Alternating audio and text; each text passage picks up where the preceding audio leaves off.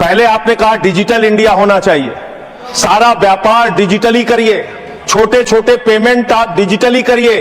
प्रधानमंत्री जी गर्व से कहते हैं वो चाय वाले हैं, लेकिन इस बिल के माध्यम से चाय वाला, सब्जी वाला, समोसे वाला, ठेले वाला, ऑटो वाला, टैक्सी वाला, रिक्शा वाला, सबका व्यापार आप चौपट कर रहे हैं। क्या कह रहे हैं आप इस बिल के अंदर?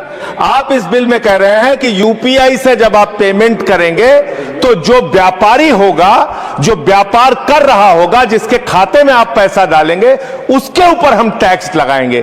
क्यों लगाएंगे आप टैक्स? छोटे छोटे व्यापार, सब्जी वाले पे, चाय वाले पे आप अतिरिक्त भार डालने जा रहे हैं। और देश के अगर मान लीजिए आप उनके ऊपर भार डालने जा रहे हैं, वो किसी उपभोक्ता का रिश्तेदार तो है नहीं मान्यवर, घुमा फिरा के वो अपने सामानों का दाम बढ़ाएगा, जिसका खामियाजा लोगों को भुगतना पड़ेगा, जिनके ऊपर टैक्स के बढ़ने के कारण महंगाई बढ़ेगी। तो ये दो तरह से मार करने वाला टैक्स है, नंबर एक। दूसरी बात, ये बिल लाया किन परिस्थितियों में गया है, ये देश को जानना जरूरी है।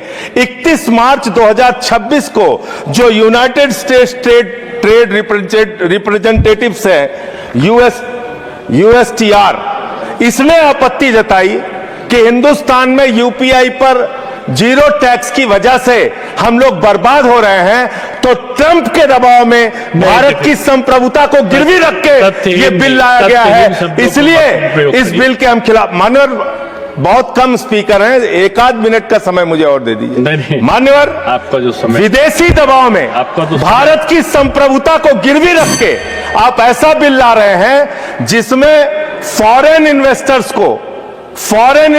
को तो आप टैक्स में 100% एग्जम्पशन दे रहे हैं, लेकिन जो हिंदुस्तान में छोटे छोटे व्यापार करने वाले लोग हैं उनके ऊपर आप टैक्स लगाने जा रहे हैं। खत्म कर रहा हूं सर, 30 सेकंड और दे दीजिए। मान्यवर, यह सरकार कहती है यूपीआई के पूरे सिस्टम को मैनेज करने में आपको पैसा खर्च करना पड़ता है। अरे भैया, 27,000 करोड़ रुपए तो आपने सिर्फ मिनिमम बैलेंस चार्जेस के नाम पे 2 साल में देश के करोड़ों उपभोक्ताओं से ले लिया। तो इसलिए मैं आपके माध्यम से कहना चाहता हूं सरकार से, यह बिल इस देश के आम आदमी के खिलाफ है, छोटे व्यापारियों के खिलाफ है। जिन्होंने नारा दिया, सोशलिस्टों ने बांधी गांठ, पिछड़े पावे 100 में 60। हम लोग बाबा साहब डॉक्टर भीमराव अंबेडकर जी को पढ़ के आए, जिन्होंने नारा दिया समाज के वंचित और शोषित व्यक्ति को उसका अधिकार मिलना चाहिए, नौकरियों में आरक्षण मिलना चाहिए। पिछले दिनों जब हम बात कर रहे थे कि हाई कोर्ट और सुप्रीम कोर्ट में जजों की संख्या कितनी दलित की है, कितने आदिवासी समाज से है, कितने पिछड़े वर्ग के लोगों की है, तो सरकार की ओर से उत्तर आया। मान्यवर, आपके सामने उत्तर आया। देखिए, पिछड़ों दलितों की बात होती है तो रोकना शुरू कर देते हैं। ये ठीक बात नहीं है, कोई नहीं रोक रहा आपको। तो सर, दलितों, आदिवासियों, पिछड़ों के बारे में जब पूछा गया तो सरकार के मंत्री महोदय ने आपके सामने कहा कि इसमें हमारा कोई हस्तक्षेप नहीं है, तो कॉलेजियम तय करता है।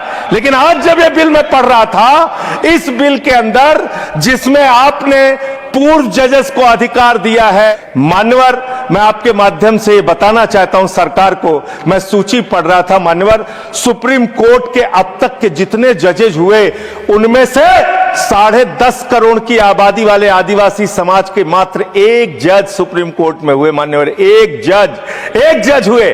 और आप जब ये ट्रिब्यूनल्स बनाने जा रहे हैं बड़े बड़े पदों पे, आप जानते हैं आप क्या करने जा रहे हैं, आपको पता है, आपको मालूम है। देखिए, जब भी पिछड़ों दलितों की बात, पूरी देश की जनता जानती है कि इनका, हंसती है, जानती है कि इनके यहाँ तो वॉशिंग मशीन है।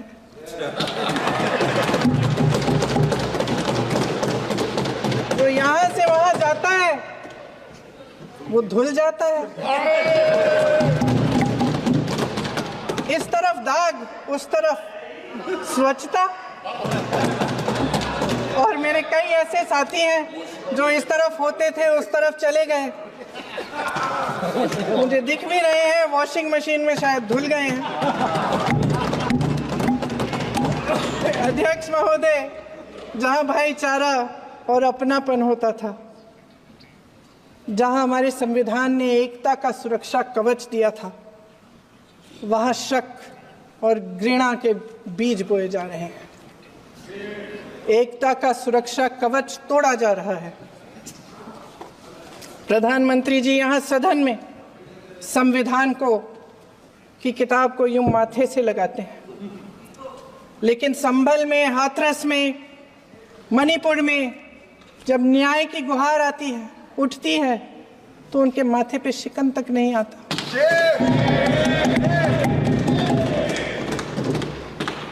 शायद समझ नहीं पाए हैं कि भारत का संविधान संघ का विधान नहीं है।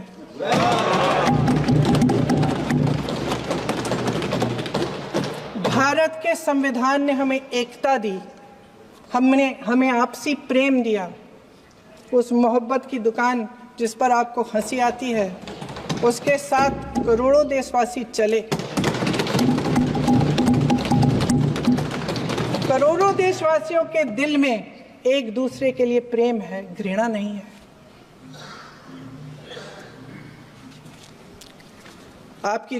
इनकी जो विभाजनकारी नीतियां हैं, उसका नतीजा हम रोज देखते हैं। राजनीतिक फायदे के लिए संविधान को छोड़िए, देश की एकता को भी ये रख नहीं सकते, इसकी सुरक्षा नहीं कर सकते। हमने संभल में देखा, मणिपुर में देखा। दरअसल इनका कहना है कि अलग अलग इस देश के अलग अलग हिस्से हैं। कैमरा। लेकिन हमारा संविधान कहता है कि ये देश एक है और ये देश एक रहेगा। जहां खुला विवाद होता था, अभिव्यक्ति का सुरक्षा कवच होता था, इन्होंने भय का माहौल पैदा किया है। सत्ता पक्ष के मेरे साथी अक्सर 75 सालों की बात करते हैं, लेकिन इन 75 सालों में ये उम्मीद, आशा, ये अभिव्यक्ति की ज्योति कभी थमी नहीं, कभी बुझी नहीं। इस देश की जनता ने खुलकर आलोचना की, निडर होकर धरने किए, प्रदर्शन किए।